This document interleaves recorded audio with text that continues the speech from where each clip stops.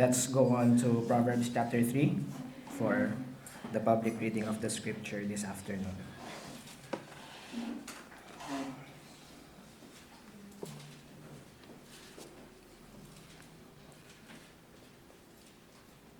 Proverbs chapter 3. My son, do not forget my law, but let your heart keep my commands. For length of days and long life and peace they will add to you. Let not mercy and truth forsake you.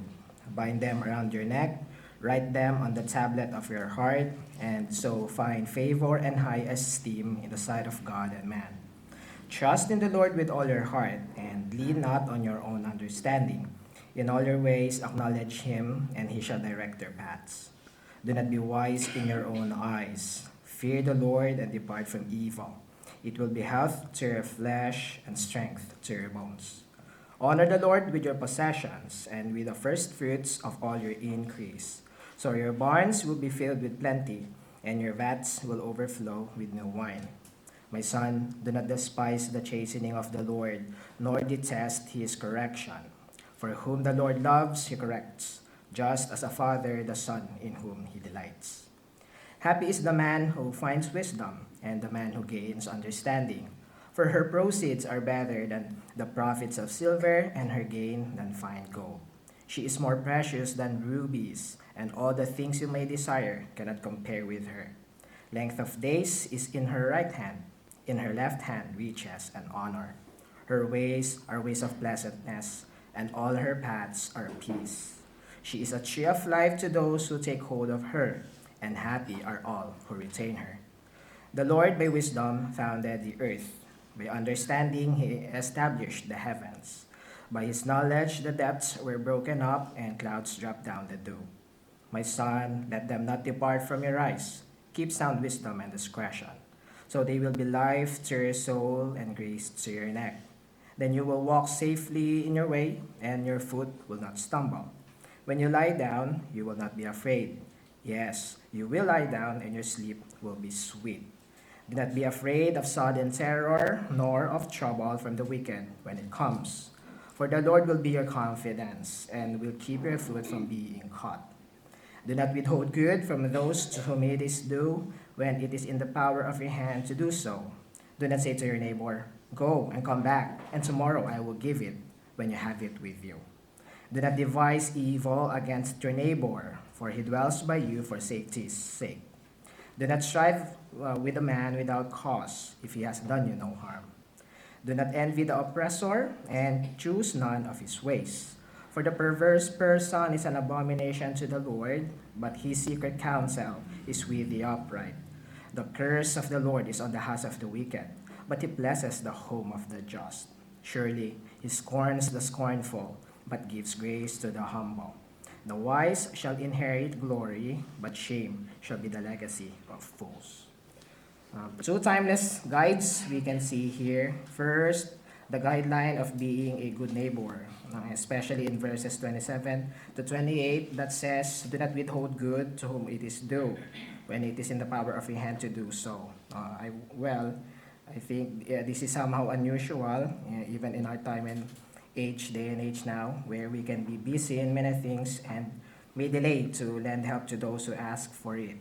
But it's clear here that God's will is to never delay lending help as long as you have the resources and the capability, while maybe legitimately we scarce the time. So, amazing lang na na-bless tayo ng Lord here na makatulong din, ma-apply natin ito sa mga brethren natin sa Davao. And is it not amazing? How can this be implied as good deeds according to Jesus' command in his Sermon on the Mount? Right? Matthew 5:16. In the same way, let your light shine before men, that they may see your good deeds and praise your Father in heaven. And also implied as good works by the apostle in Ephesians 2:10. For we are God's workmanship, created in Christ Jesus to do good works, which God prepared in advance for us to do. So simply, if someone asks you for help and you are able, don't delay and lend help immediately. Now, last timeless guideline is the verses 5 through 6. Trust in the Lord with all your heart, and lean not on your own understanding. In all your ways acknowledge him, and he shall direct your paths. Now, sa side comment, I'm aware na yung huling dalawang pagbasa natin sa aklat na to, hindi familiar sa ating lahat, pero pagdating na sa kabanatang 3, dito nakakita na tayo ng isang sikat na talata na sa mundo pa ng Kristyanismo. No? So banggitin ko lang din yung ibang popular na verses dito dahil matagal pa naman, yung Proverbs 22:6, yung that train up a child in the way he should go, nandito yan sa book of Proverbs also. And who would not know, Proverbs 31, woman doctrine, so nandito rin yan sa Proverbs. So pagdating sa talatang 5 hanggang 6, no, natuturuan tayo dito ng dalawang bagay. Una, syempre, para sa mga direktang utos o kalooban ng Diyos sa kanyang salita, dito mas klaro kung paano tayo magtitiwala or magcha-trust sa Panginoon at hindi manangan sa sarili nating lunong. Alam nyo na yung 10 utos, malinaw yan sa inyo. Kaya hindi na yon mahirap aralin at alalahanin pagdating natin sa pagcha-trust sa Lord. Ang may kahirapan na lang ay yung mga utos na pagdating sa bagong tipan, or as I call it, gospel commands. Dahil particular yan sa atin as Christians, no? Na pamantayan din yun kung paano tayo nagde-demonstrate and magdi-display ng trust sa Lord sa pagtupad sa mga iyon. Pero yung pangalawa, ito yung medyo mahirap gawin o sundin. Yung magtiwala tayo sa Panginoon at huwag tayo manangan sa sarili nating dunong sa mga bagay na open or free sa pagpili natin. O yung mga bagay na hindi naman direktang nakasaad sa kasulatan. Tulad ng pagpili ng asawa, pagpili ng trabahong papasukin, ng kurso o eskwelahang pipiliin. Mga ganyan. Siyempre, wala naman yan sa kasulatan.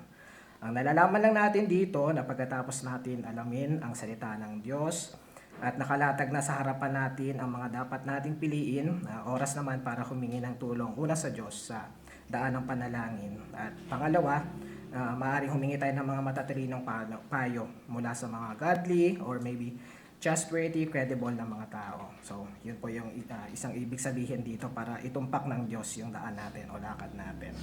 Then, last note siguro, banggitin ko lang kasi nililinaw din sa atin dito na hindi naman tama yung may pinaniniwalaan na mystic belief ng ilang charismatic brethren natin tungkol sa pagtupad ng kalooban ng Diyos sa buhay natin. So, banggitin ko lang kasi baka meron pa sa inyo na may labi ng paniniwala sa gano'n na kapag nagkamali na tayo sa pagpili ng desisyon natin sa buhay, na parang gugunaw na yung mundo natin, na parang tore ng barahan na tinabig at gumuho. Hindi po gano'n. Kanyari, halimbawa nga na sa love life mo, no, meron ka naka-love life dati and sa tingin mo siya na dapat yung mapangasawa mo pero hindi kayo nagkatuluyan. So kung ganun yung belief mo, di ba, ang ending parang wala ka ng pag-asa para matuloy mo yung love life na yun, or kahit pa sa aspeto ng pagtatrabaho, sa aspeto ng career, no, hindi po ganoon. Kapag ang buhay natin, mga pagpili natin seem to fail, one thing I can say, relax lang, take a deep breath, and then just reprocess all over again. Kasi pagdating nga natin dito, simpleng-simple lang naman yung katuroan ng Lord and lalo na sa balikan natin yung theology na God spoke the universe into existence, no? It is just a piece of cake that the Lord will direct our paths. So just reprocess all over again, go back to the Word of God, refresh your mind with it, then pray, then maybe seek godly counsel, then rise up again and do whatever you want to do with the choices you have. So, ganun lang po yung realidad dito. And last ay hindi na more than a command pa po yung verses 5 and 6. Ito po ay promise. So, kapag nagtiwala tayo sa Panginoon, hindi tayo nanangan sa sarili nating dunong, in-acknowledge natin ang lahat ng daan natin para sa Kanya, ay He will. Promise po yan. I do not know how exactly He will direct our paths. I'm just sure He will. May the Lord bless the reading of His sacred scripture.